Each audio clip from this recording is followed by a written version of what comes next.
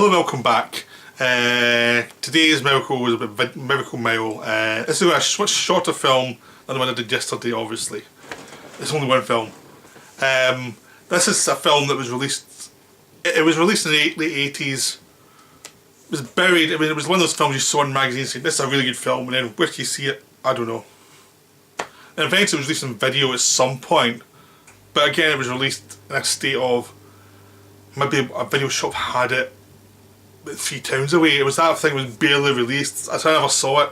I just never saw it. It was never in my local area. It's one of the films I was always looking for and it was never there. DVD, again, never there. So I finally saw it this year.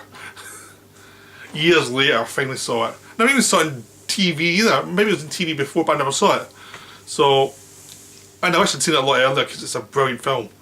It's a really 80s film because there's the fashions of 80s. I mean, there's some stuff in there that is pure Michael Mann knockoff in the styles. It feels very visually Michael Mann influenced of the 80s Michael Mann. But it's still a wonderful film, and it's focused on what it is, and it knows what it is, and it doesn't cop out in its ending. So I'll talk generally, and then I'll just give you a spoiler warning when it's needed. Okay.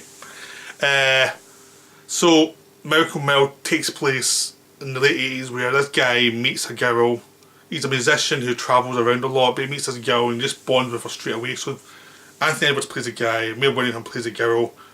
They bond, they arrange to meet up at Cafe after she's finished work. He sleeps in because of a power cut. He gets there, she's long gone. He's feeling frustrated.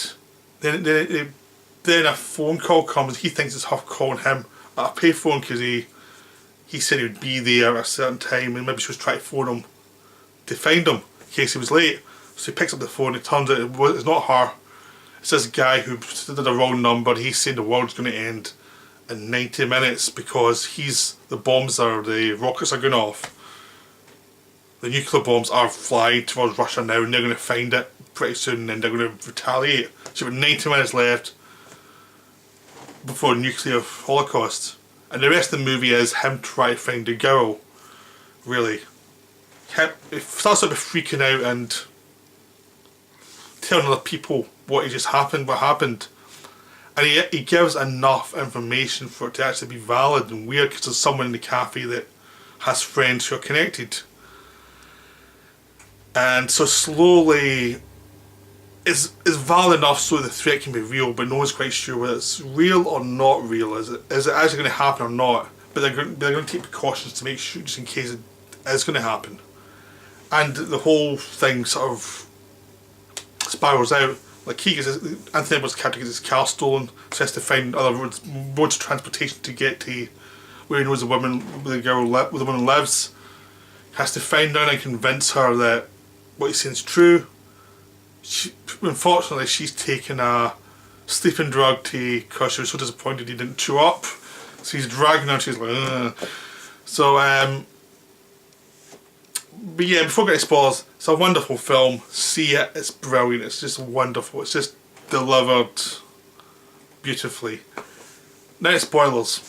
The best thing about this film is, it doesn't cop out. The bombs go off.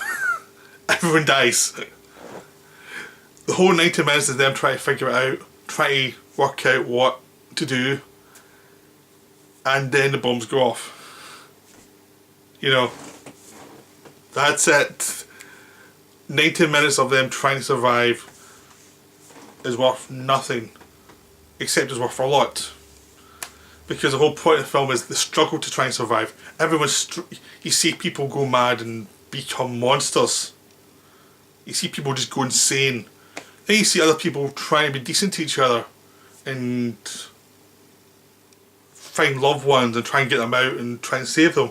So it's a humanity in the variety. It's not just humanity as one thing. It's like it's almost an odyssey for him and Mayor Winningham to actually go through and see those different people. Either be paranoid, be insane, or be decent. You know. So it's a big mix of humanity. Like some of the people try and find ways to try and get as many people out as possible from the city centres to try and save some people.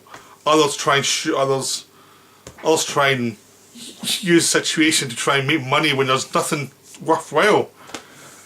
It's just wonderful to see how it goes, and how Anthony was is, even though it's futile, he wants to get this girl and he wants to get her out as quickly as possible. He wants to save her and save himself, but more than saving her because he's got this connection, this human connection. And even though he fails, even though all these horrible things happen, these tragedies happen, people try and help get killed for no real reason. People make mistakes that cause them to get killed. It's the effort that's actually important in the film. That's what's important. And that's what the film really shows. Even though it's futile, people have destroyed themselves. It's not going to last. It was the effort to try and do that, to reconnect with this woman, that actually made his life, not complete, but mean something to him. So even though he's going to die, at least they can have some peace at the end, rather than feel futile and feel like it was worth nothing and go mad like some other people. He's still got basic decency, the basic, you know, he wants something out of life, and this woman represents it, so he's going to protect that no matter what, even if it's futile. And he goes through a lot to try and get her, and through a lot to try and save her, and it doesn't work out, but it doesn't feel like down, it just feels appropriate for this film. It's about the end of the world. It's not, if it copped out and not have happened, it would have felt wrong. And because it's the end of the world, it feels much more weighty, the romance feels more weighty, because it's limited, it's very much a limited time. So this is a wonderful film. I don't want to say much more about it. I think you have to try and discover all the details about it as you go. The end's a sucker punch, but it's not a sucker punch that is a twist or anything. It's promised at the beginning of the film. It delivers that promise, and it's what happens after that that's what's meaningful in the film. So this is a wonderful film. I'd recommend see it as quickly as possible. You can get it from Arrow. I think you can get it in America as well now. It is readily available finally. So it's a wonderful film, so try and see it. Okay, I'll be back tomorrow with some Kung Fu movies.